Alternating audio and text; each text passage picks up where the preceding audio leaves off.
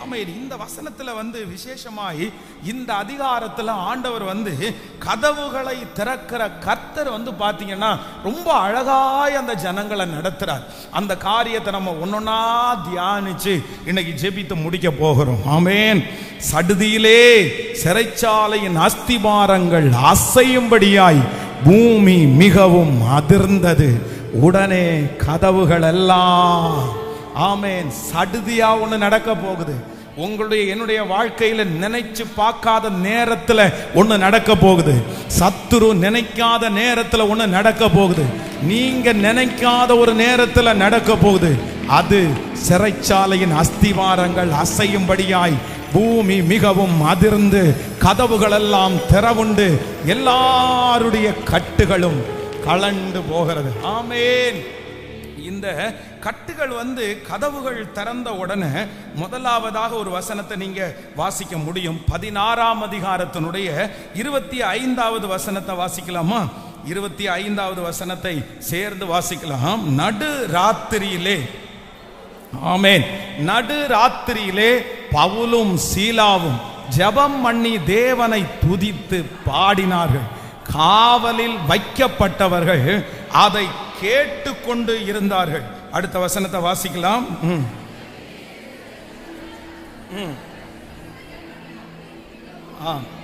பூமி மிகவும் அதிர்ந்தது. உடனே கதவுகளெல்லாம் திறவுண்டு எல்லாருடைய கட்டுகளும் கலந்து போயிற்று. இன்னொரு வசனத்தை கூட, அடுத்த வசனத்தை கூட வாசிக்கலாம். ஆமென். சிறைச்சாலைக்காரன் நித்திரை தெளிந்து, ஆமென், ஓடி போனார்கள் என்று எண்ணி பட்டயத்தை உருவி தன்னை கொலை செய்து கொள்ள போனார். ஆண்டவருடைய பிள்ளைகளே, இந்த இடத்துல என்ன நடக்குது அப்படின்னு சொன்னா, ராத்திரி வந்துருச்சு. இந்த ராத்திரி வந்த உடனே தேவனால் அழைக்கப்பட்டு ஊழியம் செய்கிற தேவனுடைய ஊழியக்காரர்கள் அந்த சிறைச்சாலையில என்ன பண்றாங்க அப்படின்னு சொன்னா, கர்த்தரை துதித்து பாடுகிறார்கள். அப்படின்னா நடுராத்திரி, வேதம் சொல்லுகிறது நடுராத்திரியில அவங்க பவுலும் சீலாவும் ஜெபம் பண்ணி தேவனை துதிக்கிறார்கள். துதிச்ச உடனே முதல்ல என்ன நடக்குது அப்படின்னு சொன்னா, வேதம் சொல்லுகிறது அந்த ராத்திரி, அந்த ஓவர் நைட் அன்னைக்கு கர்த்தர் சிறைச்சாலையினுடைய கதவுகளை கர்த்தர் திறக்க பண்ணுகிறார். ஆமென், ஹல்லேலூயா, ஆமென். கர்த்தர் இந்த இடத்துல ரொம்ப அழகா நம்ம ஒரு காரியத்திற்காக நம்ம ஜெபம் பண்ண வேண்டியது என்ன அப்படின்னு சொன்னா, இதுவரைக்கும் அவர்களுடைய வாழ்க்கையில இந்த மாதிரி ஒரு மாற்றத்தை அவர்கள் பார்த்ததே இல்லை, ஒரு சேஞ்ச் அவர்கள் பார்த்ததே இல்லை. ஆனா கர்த்தர் என்ன பண்றார் அப்படின்னு சொன்னா, அந்த ராத்திரியில ஒரு பெரிய மாற்றத்தை கர்த்தர் அவர்களுக்கு தருவதற்கு நல்லவராய் இருக்கிறார். ஆண்டவர் நமக்கு போன டைம் பேசும்போது கூட கர்த்தர் பேசினார். ஒரே ராத்திரியில கர்த்தர் அந்த வாதுமையை கர்த்தர் முளைக்க பண்ணின கர்த்தர். அப்போ மீண்டும் ஆண்டவர் வாக்கு கொடுக்கிறார், உங்களுக்காக ஒரு கதவு திறக்கும். உங்களுக்கு எந்த கதவு திறக்கும் அப்படின்னு சொன்னா, இதுவரையிலும் பூட்டப்பட்டிருந்த கதவு மட்டுமல்ல, இதுவரையிலும் வாய்ப்பே இல்லாம இனி திறக்கக்கூடிய வாய்ப்பே இல்லாத கதவுகளை எனக்காக திறக்கிறதற்கு கர்த்தர் வல்லவராய் இருக்கிறார். ஆமென். அவருடைய உயர்வு நம்மை தேடி வரப்போகிறது. ஒரே இரவில் கர்த்தர் அந்த அற்புதத்தை எனக்காக கர்த்தர் செய்ய போகிறார். அப்படியே ரெண்டு கரங்களையும் மேல உயர்த்தி முழு பலத்தோடு ஆண்டவரிடத்துல கேட்கலாம். தேங்க்யூ ஜீசஸ், ஹல்லேலூயா. எனக்காக கதவு திறக்கும், எனக்காக கதவு திறக்கும். அது எப்ப திறக்கும்னா, ஆமென், வாய்ப்பே இல்லாத இடத்துல எனக்காக கதவு திறக்கும். ஒரே இரவில் கர்த்தர் அந்த அற்புதத்தை எனக்காக செய்ய போகிறார். ஆமென். இன்றையிலிருந்து ஆரம்பிக்க போகிற அந்த உயர்வை ஒருவராலும் தடுக்க முடியாது, ஒருவராலும் தடுக்க முடியாது. கர்த்தர் வாக்கு கொடுக்கிறார். பல நாட்கள் பூட்டப்பட்டிருக்கிற காரியத்தை கர்த்தர் இன்றிலிருந்து கர்த்தர் திறக்கிறார். இன்றிலிருந்து கர்த்தர் திறக்கிறார். ஹல்லேலூயா, ஆமென், ஹல்லேலூயா. நீங்க 4வது வசனத்தை 5வது வசனத்தை வாசிக்கலாமா? நீங்க அப்போஸ்தலர் நடபடிகள் 16ஆம் அதிகாரத்தினுடைய 4வது 5வது வசனத்தை வாசிக்கும் போது வாசிக்கலாம். 4வது, அவர்கள் பட்டணங்கள் தோறும் போகையில் எருசலேமிலே இருக்கும் அப்போஸ்தலராலும் மூப்பராலும் விதிக்கப்பட்ட சட்டங்களை கை கொள்ளும்படி அவர்களுக்கு ஒப்புவித்தார்கள். அடுத்த வசனத்தை வாசிக்கலாம். அதனாலே சபைகள் விசுவாசத்தில் ஸ்திரப்பட்டு நாளுக்கு நாள் பெருகின. ஆமேன் சொல்லுங்க பார்க்கலாம். ஆமேன். இன்றைக்கு நம்ம தலை மேல நிறைவேற போகிற வசனம் என்ன அப்படின்னு சொன்னா, அப்போஸ்தலர் 16வது அதிகாரத்தினுடைய சகல மேன்மையும் நம்முடைய தலையின் மேல் வரப்போகிறது. அப்போஸ்தலர் 16வது அதிகாரத்தினுடைய முதல் மேன்மை என்ன அப்படின்னு சொன்னா, கட்டுகள் உடைந்தது. ஆமேன். கதவுகள் திறந்தது. சிறைச்சாலை கதவுகள் திறந்தது. அப்போ அப்போஸ்தலர் எல்லாரும் தலை மேல கைய வச்சு இந்த அப்போஸ்தலர் 16வது அதிகாரத்தில் இருக்கிற அத்தனை ஆசீர்வாதங்களும் எங்கள் தலையின் மேல கடந்து வருவதாக. ஆமென். கவனிங்க. நம்பர் 1, முதலாவதாக இந்த 16வது அதிகாரத்தில் இருக்கிற முதல் ஆசீர்வாதம் என்ன அப்படின்னு சொன்னா, சிறைச்சாலை கதவுகள் திறந்ததாமாமா. யாராலும் தகர்க்க முடியாத, பேர்க்க முடியாத கதவை கர்த்தர் திறப்பேன்னு கர்த்தர் வாக்கு கொடுக்கிறாரு. நம்பர் 2, இரண்டாவதாக இந்த 16வது அதிகாரத்தில் இருக்கிற இரண்டாவது ஆசீர்வாதம் என்ன அப்படின்னு சொன்னா, ஒரே ராத்திரியில நடுராத்திரியில கர்த்தர் அற்புதத்தை செய்வேன் என்று கர்த்தர் வாக்கு கொடுக்கிறார். சடுதியிலே காரியத்தை கர்த்தர் செய்ய போறாரு. நம்பர் 2, 16ஆம் அதிகாரத்தினுடைய மேன்மை, எதிர்பாராத நேரத்திலே, யோசிக்காத நேரத்திலே, யாருமே கவனிக்காத நேரத்திலே உன் தலையை கர்த்தர் உயர்த்துவார். சத்துருக்களுக்கு முன்பாக உங்கள் தலை உயர்த்தப்படும். சொந்தங்களுக்கு முன்பாக சடுதியிலே கர்த்தர் உங்கள் தலையை உயர்த்துவார். நீங்கள் வேலை செய்கிற இடத்திலே யாரும் எதிர்பாராத நேரத்தில் கர்த்தர் உங்கள் தலைகளை, நம்புறவங்க கரங்களை மேல தட்டி முழு பலத்தோடு ஆமென், சடுதியிலே ஆண்டவர் அந்த அற்புதத்தை செய்ய போறார். சடுதியிலே நடக்க போகுது. ஹல்லேலூயா. நம்பர் 3, மூன்றாவது இந்த அப்போஸ்தலர் 16வது அதிகாரத்தில் இருக்கிற மூணாவது ஆசீர்வாதம் என்ன? அதனாலே சபைகள் விசுவாசத்தில் ஸ்திரப்பட்டு நாளுக்கு நாள் பெருகின. உங்க தலை மேல, என் தலை மேல கர்த்தர் ஆசீர்வாதத்தை வச்சாரு. இந்த ஜெபத்திற்கு பிற்பாடி டெய்லி தினம் நாளுக்கு நாள் உங்கள் வாசஸ்தலத்தை விசாரிக்கும் போது குறைவை அல்ல, இது தீர்க்க தரிசனமான வார்த்தை. கர்த்தர் நிறைய பேரை வளர்த்த ஆரம்பிக்க போறாரு. உங்க செடியை கர்த்தர் வளர்த்த ஆரம்பிக்க போறாரு. உங்க வாழ்க்கையை கர்த்தர் வளர்க்க ஆரம்பிக்க போறாரு. அந்த பிசினஸ் நாளுக்கு நாள் கர்த்தர் வளர்க்க ஆரம்பிக்க போறாரு. அந்த குடும்பத்தை நாளுக்கு நாள் கர்த்தர் வளர்க்க ஆரம்பிக்க போறாரு. நல்ல கரங்களை தட்டி முழு பலத்தோடு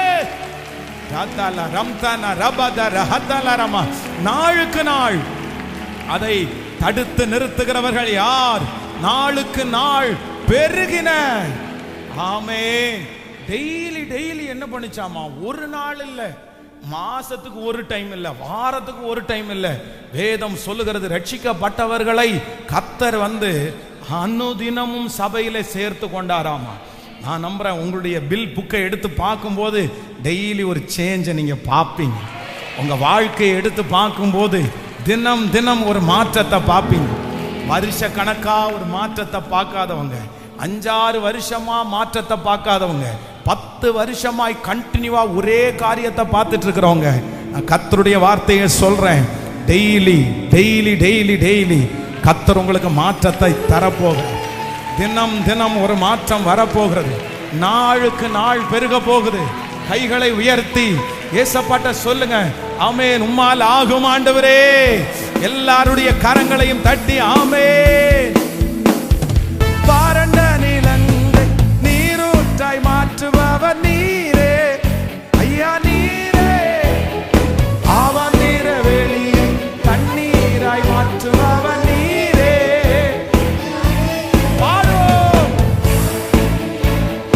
நீரூற்றாய் மாற்றுபவர் நீரே ஐயா, நீரே.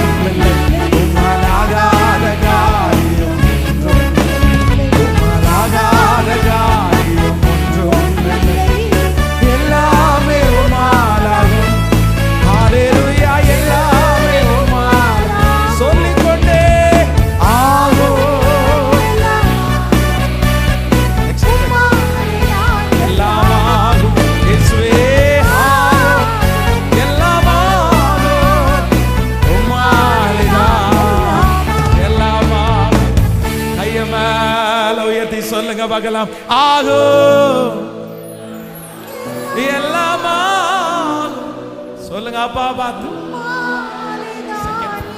எல்லாமா திரும்ப திரும்ப சொல்லுங்க. ஆகும் ஆகும். நன்றி அப்பா, நன்றி அப்பா, நன்றி. எல்லாமா விசுவாசத்தோடு ஒரு 10 டைம் ஆகும் ஆகும். நன்றி அப்பா, உம்மாலேதான் எல்லாமா. ஹல்லேலூயா. அப்போஸ்தலர் 16வது அதிகாரம் நம்பர் 1.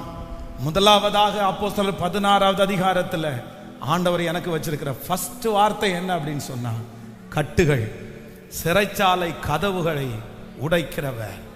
சிறைச்சாலை கதவுகளை எனக்காக கர்த்தர் திறப்பார். ஆமென் சொல்லுங்க பார்க்கலாம். நம்பர் 2, இரண்டாவதாக கர்த்தர் எனக்கு என்ன பண்ண போறாருன்னா, சடுதியிலே யாரும் நினையாத அந்த ராத்திரியிலே எனக்கு என்ன பண்ண போறாருன்னா, சடுதியில ஒரு அற்புதத்தை கர்த்தர் எனக்கு என்ன பண்ண போறார். ஆமென். உங்களுடைய உயர்வு அப்படிதான் இருக்க போகுது. உங்களுக்கு கர்த்தர் இந்த காரியத்தை செய்யறது அப்படிதான் இருக்க போகுது.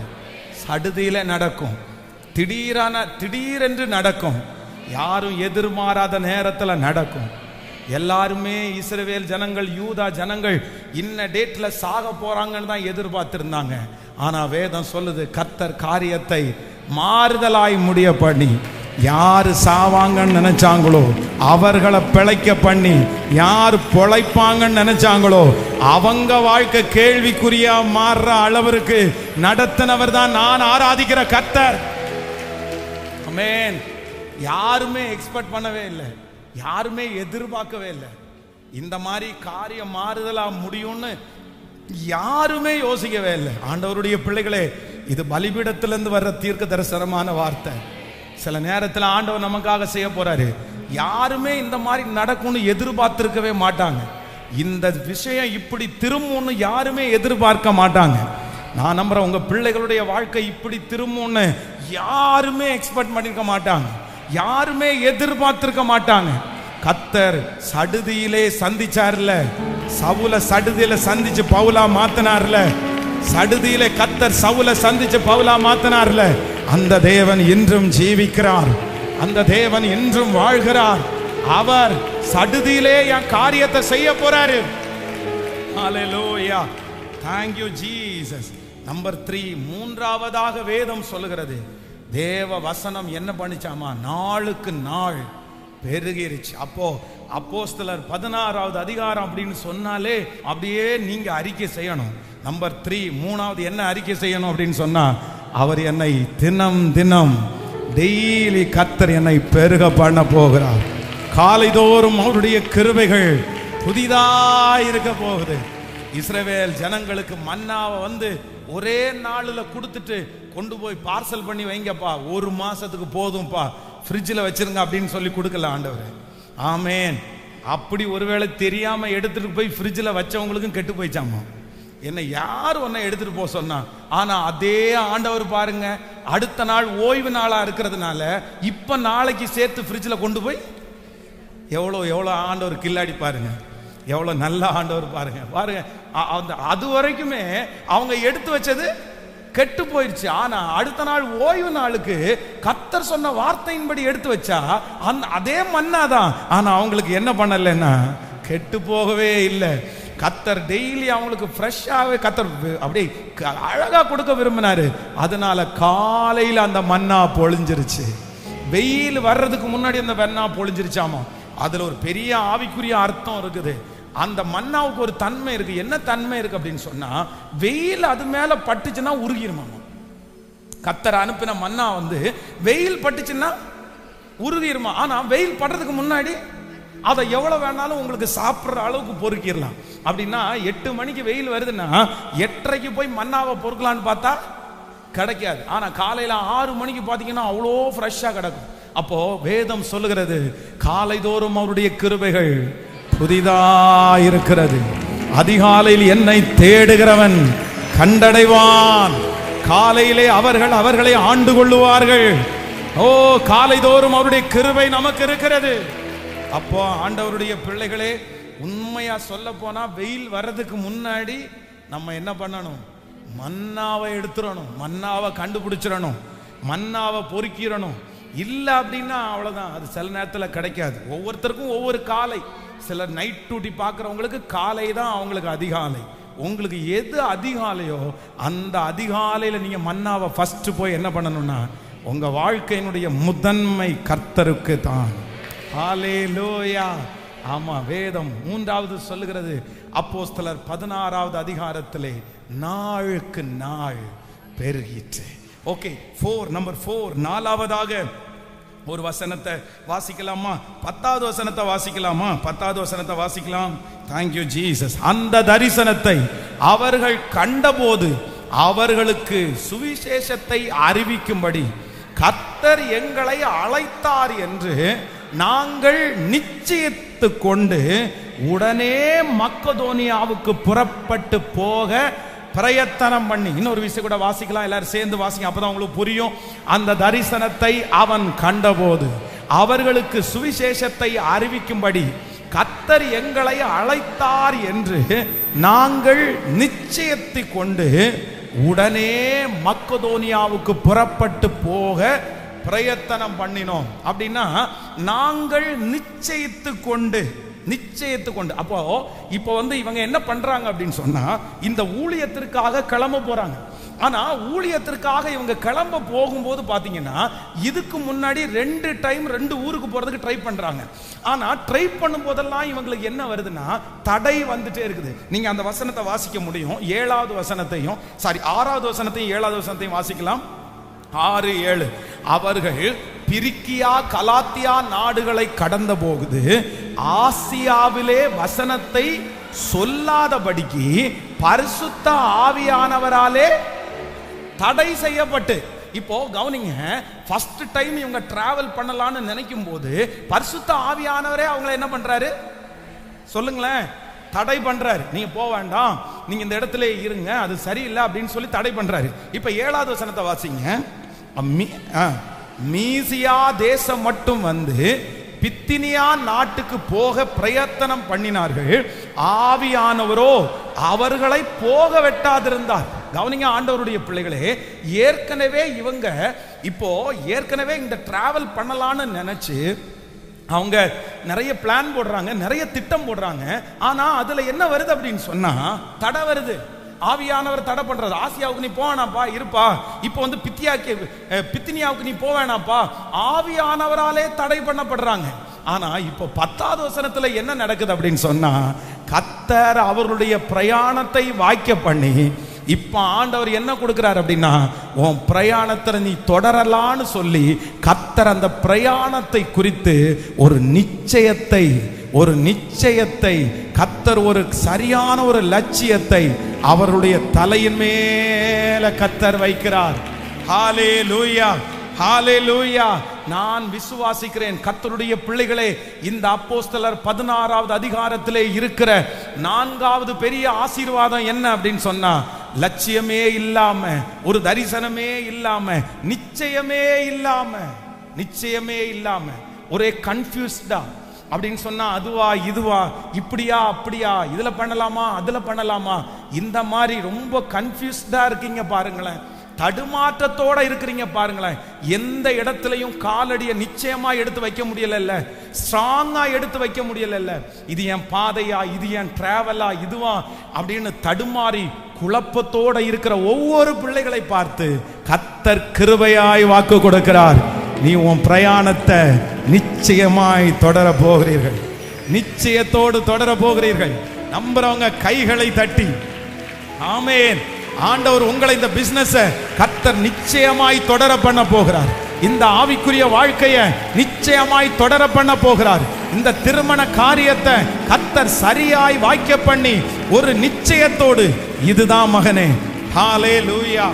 சிலர் ஒருவேளை யோசிக்கலாம், இது ஊழியம், எனக்கு ஊழிய அழைப்பு இருக்கா, நான் ஊழியம் பண்ணணுமா, வேலை பண்ணணுமா, எனக்கு ஒண்ணுமே தெரியல, எங்க காலடி எடுத்து வைக்கிறது எனக்கு ஒண்ணுமே தெரியல, எனக்கு நிச்சயமே இல்லை,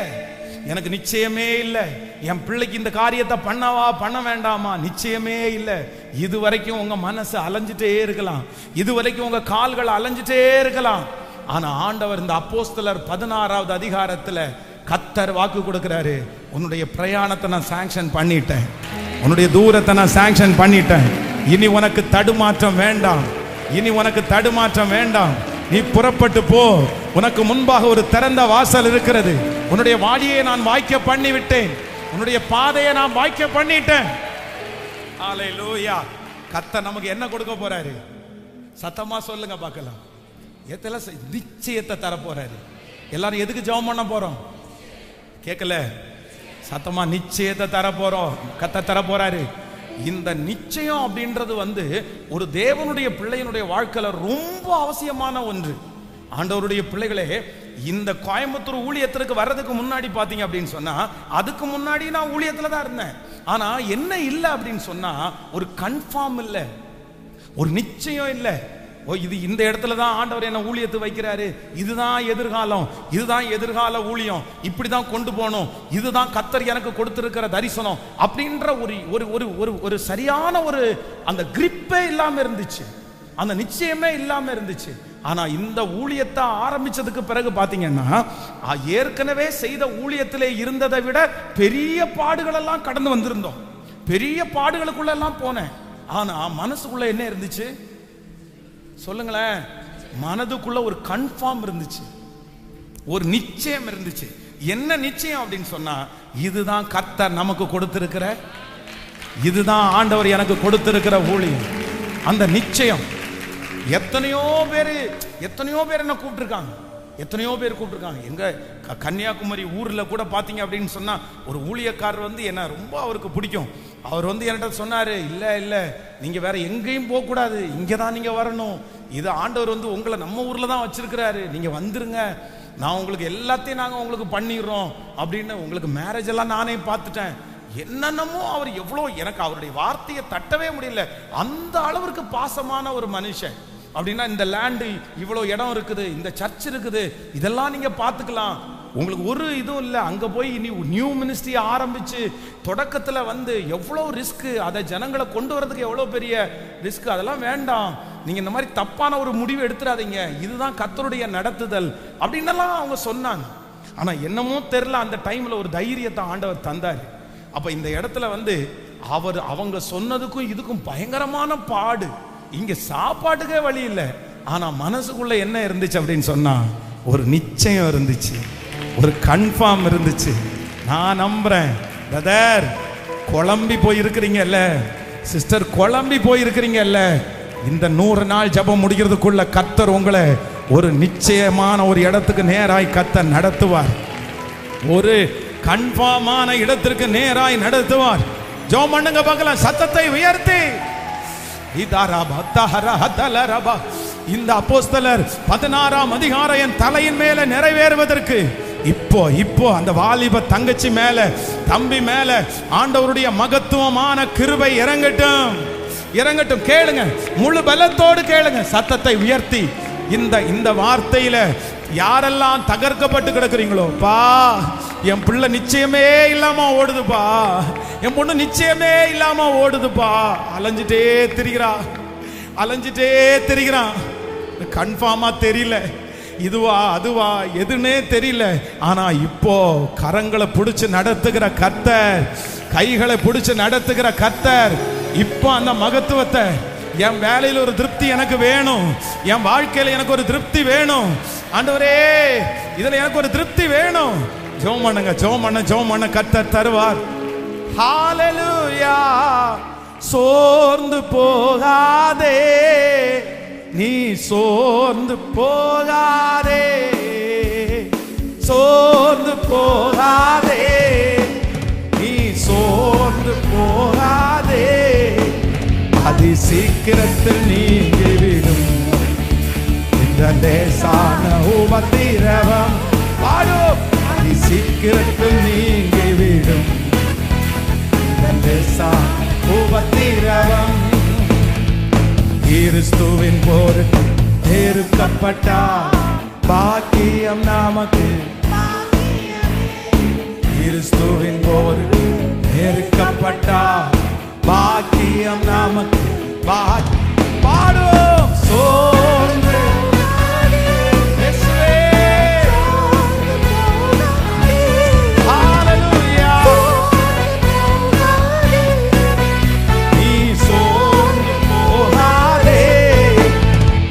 சீக்கிரத்தில் நீங்கிவிடும். இந்த லேசான உபத்திரவம் அது சீக்கிரத்தில் நீங்கிவிடும். உபத்திரவம்.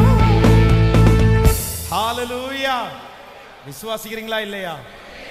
வேதம் சொல்லுது, ஆபிரகாமுடைய வேலைக்காரனிடத்துல ஆபிரகாம் சொல்லிட்டு போறாரு, நீ போ, நீ என் பிள்ளைக்கு ஒரு பெண்ணை நீ வரும்போது கூட்டிட்டு வா, ஆனா நான் உனக்கு சொல்லி அனுப்புறேன், நீ போற காரியம் வாய்க்கும், நீ வரும்போது வெற்றியோட திரும்பி வருவ, நிச்சயத்தோட திரும்பி வருவ. ஹல்லேலூயா. ரிட்டர்ன் வரும்போது பாத்தீங்கன்னா 10 ஒட்டகம் வருது. அந்த 10 ஒட்டகத்துல ஒரு ஒட்டகத்துல யார் வர்றாருன்னா ரெபேக்கா வர்றாங்க. ஹல்லேலூயா. அந்த வீடு போய் சேர்றதுக்கு முன்னாடி வேலைக்காரன் ஜெபம் பண்ணிட்டே போறாரு. என்ன ஜெபம் பண்ணிட்டு போறாருன்னா, ஆண்டவரே என் எஜமானுடைய மகனுக்கு பொண்ணு கேட்டிருக்கிறாங்க, எனக்கு என்ன பண்றேனே தெரியல, அவருக்கு பொண்ணு பார்க்குற அளவுக்கு அதுவும் கூட்டிட்டு வர அளவுக்கு நான் தகுதியான்னு தெரியல, ஆனா உங்களுக்கு சித்தமா இருந்தா நான் எந்த வீட்லையும் போய் பொண்ணே கேட்கறதுக்குள்ளாடி பொண்ணு என்ன பண்ணணும், பொண்ணு என்ன தேடி வரணும்னு ஜெபம் பண்ணிட்டு போறாரு. ஜெபம் பண்ணிட்டு போனா ஒரு கிணத்துக்கு பக்கத்துல கொண்டு ஒட்டகங்களை நிறுத்திட்டு தேடுனா ரெபேக்கா பாருங்க குடத்தை தூக்கிட்டு நடந்து வரா. உடனே ஒரு அடையாளம் கேட்கிறாரு, நான் சும்மாலாம் செலக்ட் பண்ணிட மாட்டேன், நான் அந்த பொண்ணுகிட்ட கேட்பேன், எனக்கு கொஞ்சம் குடிக்க தண்ணி குடிக்க முடியுமான்னு கேட்பேன், ஆனா அந்த பொண்ணு உங்களுக்கு குடிக்க கொடுக்கறது மட்டும் இல்ல, ஒட்டகங்களுக்கும் வார்ப்பேன் என்று சொல்லணும். இது எவ்வளவு பெரிய டாஸ்க். இது நம்ம காலத்துல நடக்குமா சொல்லுங்க? இப்ப இருக்கிற ஒரு பாப்பாவை பார்த்து இந்த மாதிரி நம்ம ஜெபம் பண்ணிட்டு போனா அது நடக்குமான்னு எனக்கு தெரியல. இப்ப நம்ம அப்படி ஜெபம் பண்ணிட்டு போனா உங்களுக்கு கஷ்டப்பட்டு தானே கீழே இருந்து ஏறி எடுத்து வந்துடணுமா, வேணும்னா போய் வேணும்னா குடிங்க, இல்லைன்னா கடையில போய் வாங்கி குடிங்க. அதுவும் கிணத்துக்குள்ள படி இருக்கும், ஒரு குடம் தண்ணியை எடுத்துட்டு மேல வர்றதுன்றது அவ்வளோ ஈஸி இல்லை. அந்த குடத்துல இருக்கிற தண்ணியை நம்ம பக்கத்துல யாராவது கட்டட வேலை செய்யறவங்களுக்கு பாருங்க, தண்ணியே கொடுக்க மாட்டாங்க, அவ்வளவு கட்டட வேலை செஞ்சுட்டு இருப்பாங்க. அவங்க வீட்டில் போய் பக்கத்துல போய் ஒரு தண்ணி கிடைக்க முடியுமாண்ணா, தண்ணிக்கே நான் ரொம்ப தூரம் போறேங்க அப்படின்னு குடிக்கிறதுக்கு சிலர் தண்ணி கொடுக்க மாட்டாங்க. ஆனா இந்த ரெபேக்காள் சொல்ற அதுதான் கர்த்தருடைய நடத்துதல், அதான் ஆண்டவருடைய சித்தம். ஆண்டவர் எவ்வளவு அழகா கைட் பண்றாரு பாருங்களேன். இல்ல உங்களுக்கு நான் கொடுப்பேன், உங்க ஒட்டகங்களுக்கும். ஒரு ஒட்டகம் எத்தனை குடம் தண்ணி குடிக்கும், அத்தனை ஒட்டகத்திற்கும். உடனே செலக்ட் பண்ணிட்டாரு, அவ்வளவுதான்டா கிடைச்சிருச்சுடா, இதை விட பெரிய நல்ல பொண்ணு எங்க இருக்குது. ஆமென். சில நேரத்துல நம்முடைய கீழ்ப்படிதல, சில நேரத்துல நம்முடைய அந்த மற்றவர்களுக்கு செய்கிற உதவி கர்த்தர் கனம் பண்ணுகிறதற்கு வல்லவரா இருக்கிறார். ஆமென். விசேஷமா சிஸ்டர்ஸ் எல்லாரும் கண்டிப்பா நீங்க ஜெபம் பண்ணணும். உங்களுக்கு என்ன ஆவிய ஆண்டவர் தரணும்னா பணிவிடையின் ஆவிய உங்களுக்கு தரணும். ஆமென். கல்யாணம் பண்ணின ஒவ்வொரு சிஸ்டர்ஸும் என்ன ஜெபம் பண்ணணும்னா, நான் சாகுற வரைக்கும் என் கணவனாருக்கு பணிவிடை செய்கிறதுக்கு எனக்கு பலன் தாருங்கன்னு கேட்கணும். நீங்க கேட்டா அப்படி கேட்கிற மாதிரி தெரியலையே, உங்க சத்தத்தை கேட்டா அப்படி தெரியற மாதிரி இல்லை பாஸ்டர், கொஞ்சம் மாத்தி ஜெபம் பண்ணுங்க. அவரு ஜெபம் பண்ணா நல்லா இருக்கும். ஆண்டவரே உயிரோடு இருக்கிற நாளெல்லாம் என் மனைவிக்கு நான் பணிவிடை செய்வதற்கு எனக்கு பலன் தாரும் அப்படின்னு கொஞ்சம் ஜெபத்தை மாத்தி பண்ணுங்கன்னு சொல்ற மாதிரி இருக்குது. இல்ல ஆண்டவர் நம்ம மேல கர்த்தர் உங்கள் மேல வச்சிருக்கிற அபிஷேகமே என்ன அபிஷேகம்னா கர்த்தர் பணிவிடையின் ஆவி. அது ஒரு பெரிய ஆசீர்வாதம், அது பலத்துக்கு சம்பந்தப்பட்டது. இந்த உலகத்திலே ரொம்ப கொடுமையான ஒரு வாழ்க்கை என்ன தெரியுமா? நோயா படுத்து கிடக்கிறது, பலவீனமா. அப்படின்னா ஆண்டவரே அனுமதிச்சு, ஆண்டவரே விஸ்லிங் வருது கொஞ்சம் கம்மி பண்ணுது. ஆண்டவரே சில நேரத்தில் ஒருவேளை அனுமதிக்கலாம், கர்த்தரே ஒருவேளை அனுமதிக்கலாம். அந்த மாதிரி வியாதிப்படுறது பரவாயில்ல, ஆனா நம்முடைய சோம்பேறித்தனத்தினால நம்ம பலவீனப்படக்கூடாது. ஆமென் சொல்லுங்க. ஹல்லேலூயா. அப்போ இந்த ஆபிரகாமுடைய ஊழியக்காரனுக்கு ஒன்னே ஒண்ணும் தெரியுது. என்ன தெரியுது அப்படின்னு சொன்னா, என் பிரயாணத்தை கர்த்தர் வாக்கிய பண்ணினார். இதுதான் என்னுடைய எஜமானனுக்கு ஏற்ற பொண்ணு. அது மனசுக்குள்ள என்ன ஆச்சு அப்படின்னு சொன்னா, இன்னொரு பொண்ணை பார்க்கலான்னு தோணல, இன்னொரு வீட்டுக்கு போலான்னு, இன்னொரு ஜபம் பண்ணலான்னு தோணல. அவ்வளவுதான் பிக்ஸ் பண்ணி வீட்டுக்கு போயாச்சு. வரையாமா என் கூட. அந்த பொண்ணும் என்ன பண்ணுது, கிளம்புறேன், என்ன ஆண்டவருடைய நடத்துதல்! அந்த பையனை பார்க்கறதுக்கு முன்னாடி அவன் உயரமா, குள்ளமா, மூக்கு பெருசா சின்னதா, அவன் வாய் பெருசா இருக்குமா, அவன் என்ன பண்ணிட்டு இருக்கிறான் எதுவுமே தெரியாது. வர்றியான்னு கேட்டா போலாம் அப்படின்னு சொல்றதுக்கு அதுதான் யார் வாய்த்த பிரயாணம்னா கர்த்தர் வாய்த்த பிரயாணம். ஹல்லேலூயா! நான் விசுவாசிக்கிறேன், நான் நம்புறேன். இந்த அப்போஸ்தலர் 16வது அதிகாரத்தில் இருக்கிற அந்த ஆசீர்வாதம் உங்க தலை மேல இனி எப்படி நீங்க ஓட போறீங்கன்னா நிச்சயத்தோடு ஓட போறீங்க. சொல்லுங்க, தலை மேல கையை வச்சு ஜெபம் பண்ணுங்க. எனக்கு உண்மையிலே இந்த வார்த்தை எனக்கு தான்ப்பா, என் பிள்ளைகளுக்கு தான்ப்பா. எனக்கு ரொம்ப கன்ஃபியூஸ்டா இருக்கு ஆண்டவரே, எனக்கு ரொம்ப மாறுதலா இருக்கு ஆண்டவரே. எனக்கு நிச்சயமே இல்லாம எனக்கு ஓடுறது மாதிரி இருக்குது. இவங்களோட கண்டினியூ பண்ணலாமா, விடலாமா, நான் நிக்கலாமா, என்னென்னமோ எனக்கு தோணுதுப்பா. எத்தனை நாள் இதோட ஓட போறேன், எத்தனை நாள் இந்த இடத்துல இருக்க போறேன்? இதுதான் என்னுடைய எதிர்காலமா, இதுதான் என்னுடைய வாழ்க்கையா, இதுதான் ஆண்டவர் நியமிச்சதா? இப்படி பல எண்ணங்கள் எனக்குள்ள ஓடிட்டு இருக்குது. ஆனா இன்றைக்கு ஊழியக்காரர் மூலமாய் நீர் பேசுகிற வார்த்தை உண்மையானால் நானும் என் பிள்ளைகளும் நிச்சயத்தோடு ஓடக்கூடிய ஒரு கிருபையை கர்த்தர் எனக்கு தாங்கப்பான்னு கேளுங்க. நன்றி அப்பா, நன்றி நன்றி நன்றி நன்றி. ஹல்லேலூயா! பாடு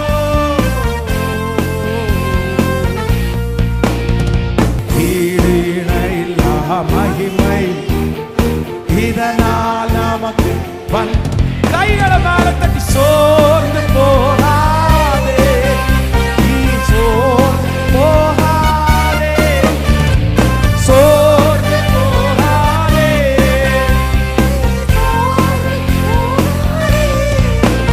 அது சீக்கிரத்தில் நீங்கிவிடும். இந்த லேசா உபத்திரவம் அது சீக்கிரத்தில் நீங்கிவிடும்.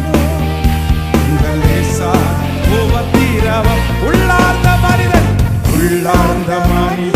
நாளுக்கு நாள் புதிதாக்கப்படுகின்ற நேரம் இது. உள்ளார்ந்த மனிதன் நாளுக்கு நாள் புதிதாக்கப்படுகின்ற நேரம் இது. சோர்ந்து போகாதே. ஹல்லேலூயா!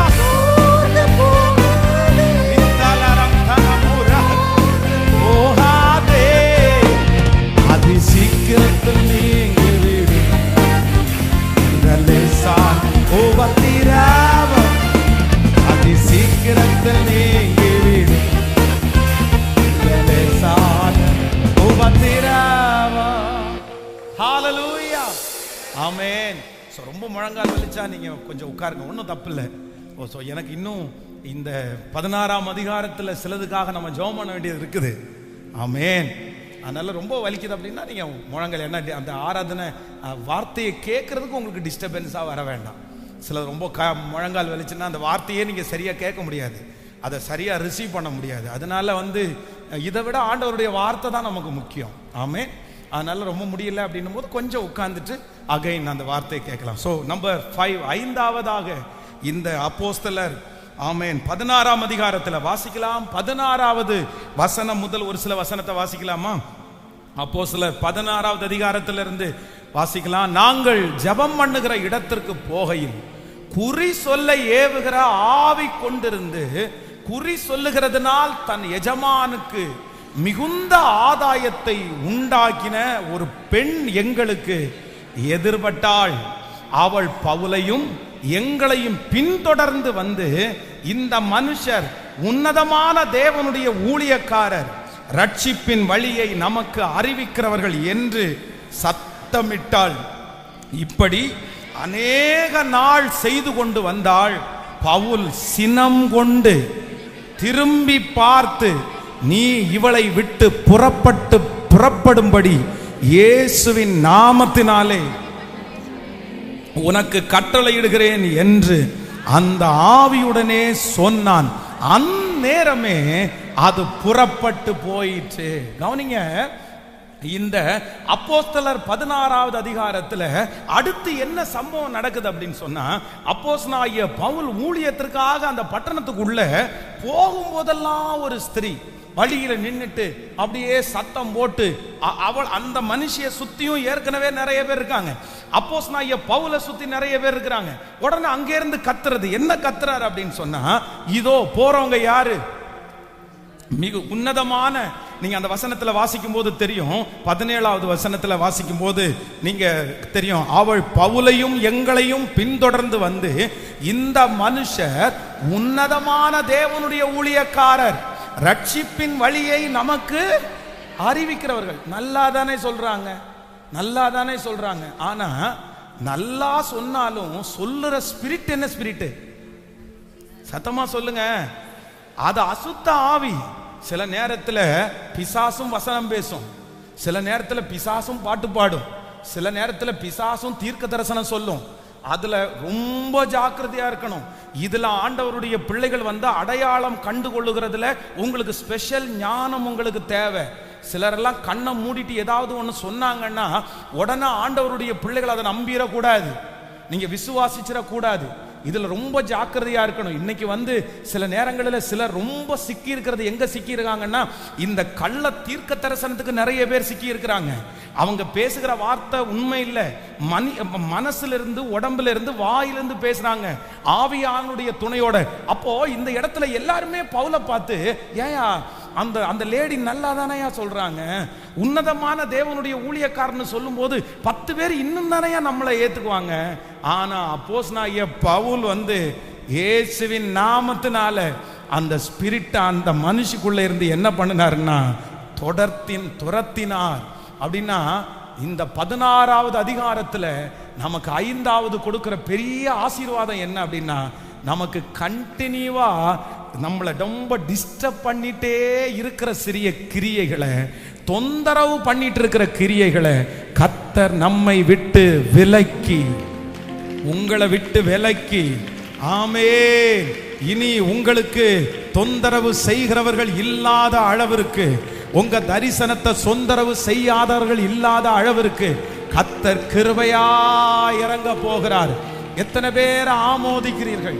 இந்த சத்தத்தை கேட்கிற நிறைய பேர், பாஸ்டர் நிச்சயமா அப்படிதான், ஒரே டிஸ்டர்பன்ஸ், நான் குடியிருக்கிற இடத்துல டிஸ்டர்பன்ஸ், நான் வேலை செய்கிற இடத்துல டிஸ்டர்பன்ஸ், கொஞ்சம் வளர்ந்தா உடனே டிஸ்டர்பன்ஸ், ஏதோ ஒண்ணு மூலமா என்ன தொந்தரவு பண்ணிட்டே இருக்கிறாங்க. எனக்கு ரொம்ப தொந்தரவு அதிகமா இருக்குது, எங்க போனாலும் அந்த டென்ஷன், அந்த டிஸ்டர்ப் பண்ணிட்டே இருக்கிறாங்க. ஆனா கர்த்தர் வாக்கு கொடுக்கிறார், கர்த்தர் அந்த அசுத்த ஆவியை துரத்தி, கர்த்தர் உங்களுக்கு சமாதானமான வேலை, சமாதானமான குடும்பம், சமாதானமான நம்முடைய வாசஸ்தலம் எங்கும் கர்த்தருடைய சமாதானம் உண்டாவதாக. தொடர் நம்மை தொந்தரவு செய்கிற அந்த மனுஷனை கர்த்தர் அந்த இடத்திலிருந்து எடுப்பாராக. தொந்தரவு செய்கிற அந்த காரியத்திலிருந்து கர்த்தர் ஒரு விடுதலையை கர்த்தர் தருவாராக. ஆமென். ஒன்று, ஆண்டவர் வந்து தொந்தரவு செய்கிற மனிதர்களை நம்மளை விட்டு எடுத்துட்டு போயிடுவாரு. இல்ல அப்படின்னு சொன்னா தொந்தரவு செய்கிறத சமாளிக்கக்கூடிய பலனை கர்த்தர் நமக்கு தருவார். எத்தனை பேர் ஆமோதிக்கிறீங்க? சில நேரத்தில் சில இடத்துல சினிமா பாட்டு போட்டிருந்தா நமக்கு டிஸ்டர்பன்ஸா இருக்கும். ஐயோ என்னடா இப்படி போட்டு தள்ளுறாங்களே அப்படின்னு தோணும். ஆனா அது சிலது பார்த்தீங்கன்னா, அது பார்த்துக்க பஸ்ஸில் போகும்போது நம்ம ஒரு சின்ன ஜெபம் பண்ணுவோம், ஆண்டவரே இது டிஸ்டர்பன்ஸாக இருக்குது அப்படின்னு. அந்த சிடி பிளேயர் அப்படியே ஒரு ஸ்பீடு பிரேக்கரில் விழுந்து இறங்கி அப்படின்னு நின்றுச்சுன்னா, நம்ம அந்த ஏரியா போய் சேர்ற வரைக்கும் பார்த்தீங்கன்னா அது வெளியே வரவே வராது. அங்கே இருக்கிறவங்க எல்லாம் திட்டுவாங்க, சார் எடுத்து திருப்பி போடுங்க சார் அப்படின்னு. அது வேற ஒன்றும் இல்லை, நம்ம ஜபத்துக்கு கிடைச்ச பலன். சில நேரத்தில் ஆண்டவர் தொந்தரவை எடுத்து, சில நேரத்தில் அது பாட்டுக்கு ஓடிட்டு தான் இருக்கும். ஆனா நம்ம காதுல அதை குறிச்ச வார்த்தையே என்ன பண்ணாது, அது ஒரு டிஸ்டர்பன்ஸ் ஆகவே இருக்காது, அது நமக்கு புரியவே புரியாது. இது ரெண்டையுமே கர்த்தர் செய்வார். 16ஆம் அதிகாரத்தில் கர்த்தர் வாக்கு கொடுக்கிறார், உன்னை தொந்தரவு செய்கிற சக்திகளை நான் துரத்துவேன். இனி துஷ்டன் உன் வழியாய் கடந்து வருவதில்லை, இனி துஷ்டன் உன் வழியாய் கடந்து வருவதில்லை. கைகளை தட்டி முழு பலத்தோடு, முழு பலத்தோடு நம்புறவங்க முழு பலத்தோடு இது நடக்கட்டும். அந்த வேலையில டிஸ்டர்பா இருக்கிற அந்த காரியத்தை இப்போ அந்த குடும்பத்தில் இப்பொழுது டிஸ்டர்பா இருக்கிற அந்த காரியத்தை கர்த்தர் எடுத்து போட, கர்த்தர் எடுத்து போட வல்லவராயிருக்கிறீர், வல்லவராயிருக்கிறீர். ஹalleluya. அப்போஸ்தலர் 16ஆம் அதிகாரத்திலே இருக்கிற 5 வாக்குத்தத்தங்களும் உங்கள் தலையின் மேல் ஆம் என்றும் ஆமென் என்றும் அப்படியே இருப்பதாக, அப்படியே இருப்பதாக. ஏசப்பாவுக்கு நன்றி சொல்லுவோம். அப்படியே இருப்பதாக. ஆமென். மேற்கு கிழக்கு வடக்கு தெற்கு பரம்புவா என்றீரே, பூமியின் தூளை போல் சந்ததி பெருகும் என்று வாக்குரைத்தீரே. மேற்கு கிழக்கு பாடுவோம். ஹalleluya. சந்ததி பெருகும் என்று வாக்குரைத்தீரே. சொன்னதை செய்யும் ஆழவும் என்னை கைவிடவே மாட்டீர்.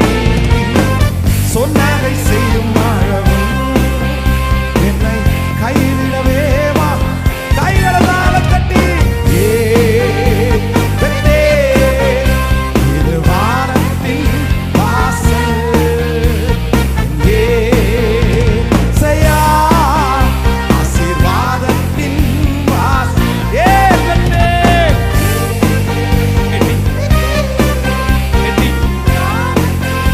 வாசல்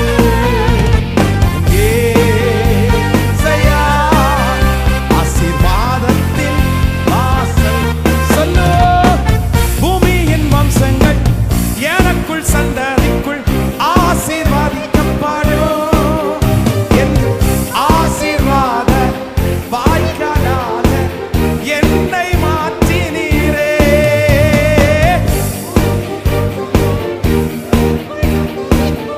ஆசீர்வாதிக்க வாய்க்காலாக என்னை மாற்றினீரே. சொன்னதை செய்யும் அழகும் என்னை கைவிடவே மாட்டீர். சொன்னதை செய்யும் அழகும் என்னை கைவிடவே கைகளை மேல தட்டி சொல்லு.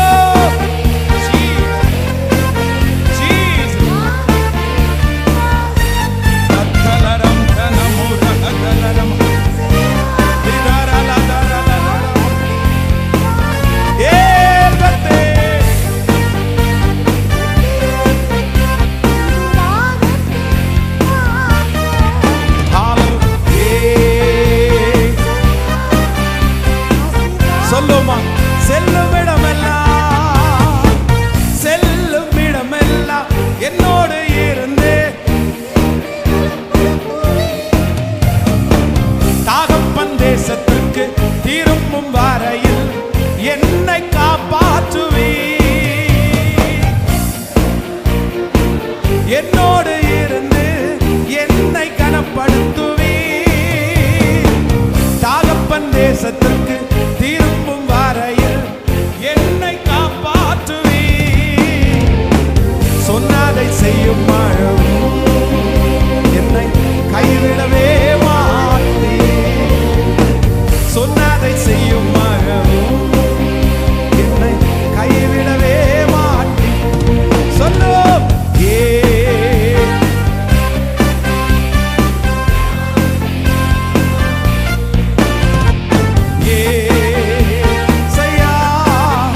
ஆசீர்வாதத்தின் சொல்லுவோம்.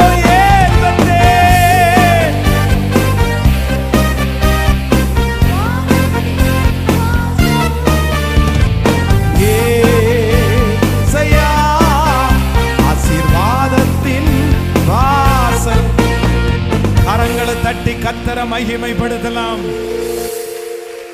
ஹalleluya. Second camera.